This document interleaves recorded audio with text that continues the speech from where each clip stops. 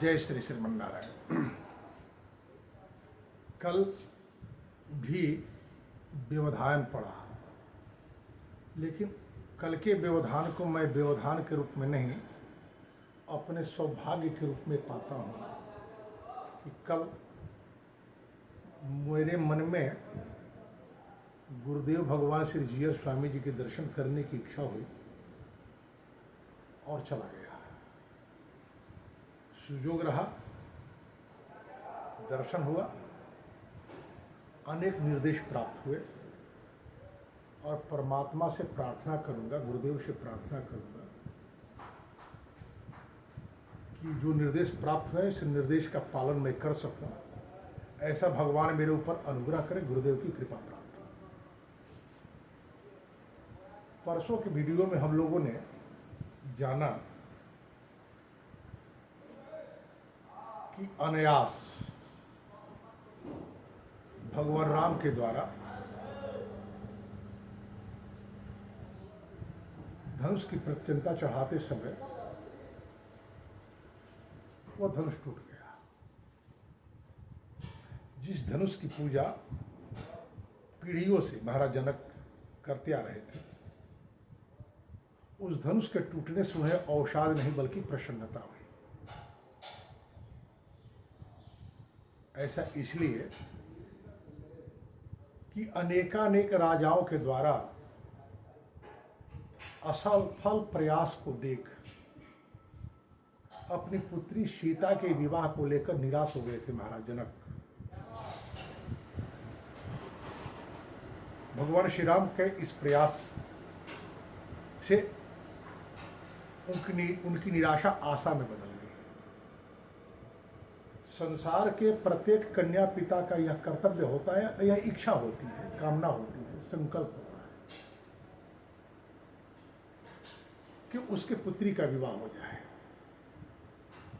दुर्भाग्य है कि आज बहुत ऐसी कन्याएं हैं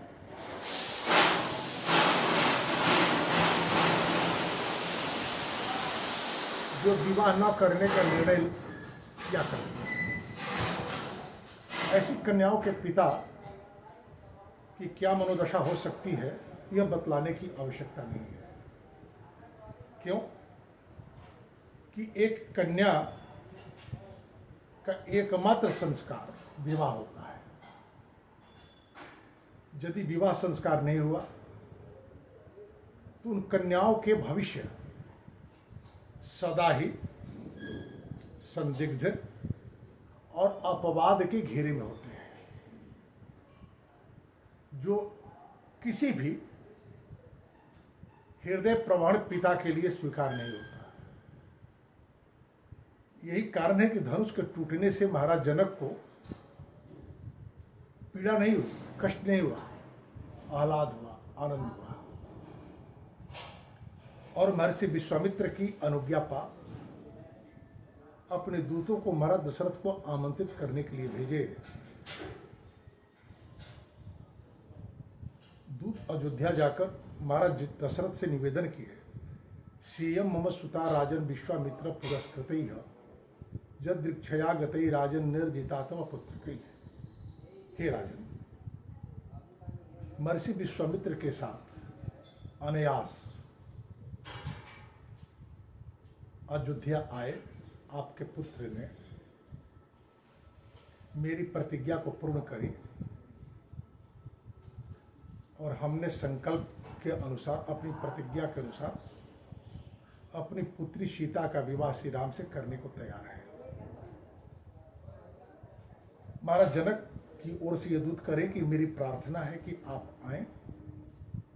महर्षि विश्वामित्र और मेरे कुल पुरोहित महाराज सतानंद जी का भी ऐसा ही विचार है। अपने परिजनों से परामर्श कर महाराज दशरथ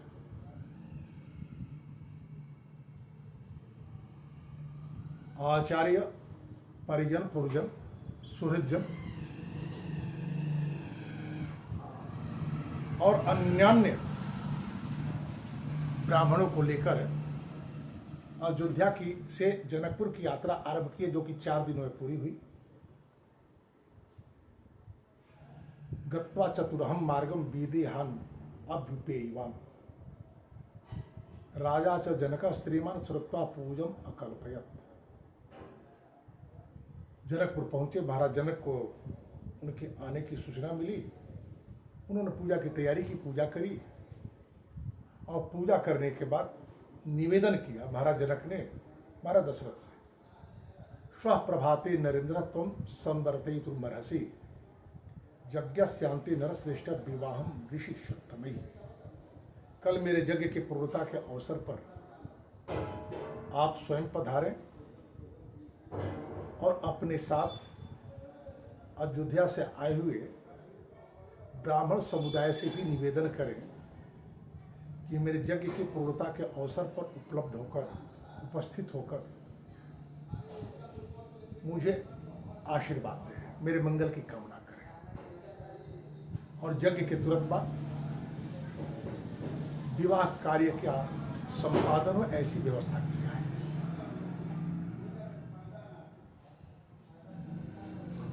ऐसा ही हुआ। महाराज दशरथ महाराज जनक के यज्ञ के उपरांत विवाह के लिए प्रस्तुत हुए, अपने पुत्रों को लेकर ऋषियों के साथ विवाह की वेदी पर वर वधू बैठे, वर और कन्या पक्ष के लोग भी बैठे। ये परंपरा रही है जो वैज्ञानिक है, गोत्रोचार। आज भले ही विवाह के समय में परिवार की परंपराओं और संस्कृति के संबंध में जानने की जिज्ञासा लोग नहीं करते। वर्तमान समय में एक धारणा बन गई है कि वर और वधू का विवाह होना है, इसमें अन्यों की क्या भूमिका। यह बड़ा भारी षड्यंत्र है पश्चिम देशों के द्वारा भारत पर एक सांस्कृतिक आक्रमण का, और भारत इसका शिकार हो चुका है। भगवान ही हैं, यदि वे कृपा करें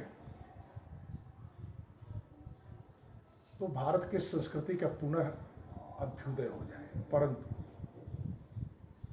भगवान अनुग्रह कैसे करते हैं। पूर्व क्रमों से हम लोगों ने यह जाना है कि जब जब धर्म संक्रमित होता है तो हमारे संत भगवान से कामना करते हैं और भगवान अनुग्रह करते हैं संतों के निवेदन पर। परंतु श्रीमद् भागवत महापुराण के महात्म्य में एक कथा आती है कि जब भगवान श्री कृष्ण गोलोक जाने के लिए तैयार थे, प्रभास क्षेत्र में उनके अत्यंत प्रिय उद्धव जी वहीं बैठे थे। भगवान श्री कृष्ण ने भागवत की सारी कथाएं सुनाई, एकादश स्कंद तक, कि एकाएक उद्धव जी ने जिज्ञासा करी भगवान कृष्ण की, प्रभु आप गोलोक जा रहे हैं, कलयुग आ रहा है, खलों की संख्या बढ़ेगी और खलों की संगति पा संत भी क्रूर कर्मा हो जाएंगे। वे धर्म संवर्धन के बदले अपने आश्रमों के आर्थिक संवर्धन पर ध्यान दे देंगे। फिर धर्म की रक्षा के लिए लोग किसके आश्रय में जाएंगे। भगवान श्री कृष्ण किसी संत के हृदय में प्रविष्ट करने के बदले श्री भागवत में अपने तेज को डाला। बात बहुत स्पष्ट है। यदि धार्मिक चेता लोग चाहते हैं कि भारत में धर्म और संस्कृति का पुनर्उन्नयन हो, तो संत से अधिक शास्त्रों का आश्रय लें। हुआ क्या? महाराज जनक सीता को पाने के आग्रह में आने वाले राजाओं के सामने प्रतिज्ञा तो रखी, प्रतिज्ञा पूर्ण नहीं कर सकने के बाद भी बहुतेरे राजा सीता को बलपूर्वक पाने का प्रयास किए, जैसा कि महाराज जनक ने स्वयं महर्षि विश्वामित्र को यह सारी घटना बतलाई। महाराज जनक की सामरिक शक्ति क्षीण होने लगी, दैव का आश्रय लिए और सारे राजाओं को पराजित किए, परंतु ये राजा सीता को पाने का आग्रह तब भी नहीं छोड़े। जनकपुर के पड़ोसी राज्यों में डेरा डाले रहे। बात बहुत स्पष्ट है। तब भी भारत भूमि के अनेक राजाओं के बीच वैचारिक और राष्ट्रीय ऐक्य नहीं थी, अन्यथा जनक का प्रतिकार करने वाले आताई राजाओं को कोई भी राजा अपने राज्य सीमा में आश्रय नहीं देता। यही कारण था कि महाराज जनक सीता के विवाह को लेकर उतावले हो गए। यह बात स्वयं भगवती सीता देवी अनुसुईया से कही है कि मेरी विवाह की आयु होने पर हमारे पिता चिंतित हो गए कि किसके साथ मेरा विवाह करें। उस समय सीता की आयु कुछ अधिक नहीं थी, मात्र 6 वर्ष थी। 6 वर्ष के आयु में कोई पिता उद्विग्न हो जाए तो उस पिता की मन स्थिति समझी जा सकती है। जब कन्या की रक्षा पिता के लिए दुरूह होने लगे, और सत्य बात भी यही है, कोई पिता चाह करके भी अपने पुत्री की रक्षा नहीं कर पाता जब तक पुत्री सहयोग नहीं करती है। सीता ने सहयोग किया, पंचवटी में राम अच्छे लगे, इसके बाद भी सीता ने राम की ओर बढ़ने का प्रयत्न नहीं किया, क्योंकि ऐसा करने से उनके पिता की प्रतिज्ञा बाधित होती है और फिर पिता समाज में जीने का अधिकार खो देते हैं। सीता धैर्यपूर्वक प्रतीक्षा करती रही। राम के लिए सीता बनी थी, राम सीता के लिए बने थे। गोस्वामी तुलसीदास जी बड़े सुंदर ढंग से इस बात को रखते हुए कहते हैं, गिरा अर्थ जल बीच समक कहियत भिन्न न भिन्न, वृत पुरातन लखई न कोई। इन सारे बातों से यह बात सिद्ध होता है कि श्री सीताराम पूर्व से ही एक दूसरे के लिए बने थे, परंतु समाज को शिक्षा देने के लिए संस्कार का अनुसरण करना तो आवश्यक है। ये बार बार कहा जाता है, धर्म से तत्व हितम गुहायम महाजनुदीन गता पंथा।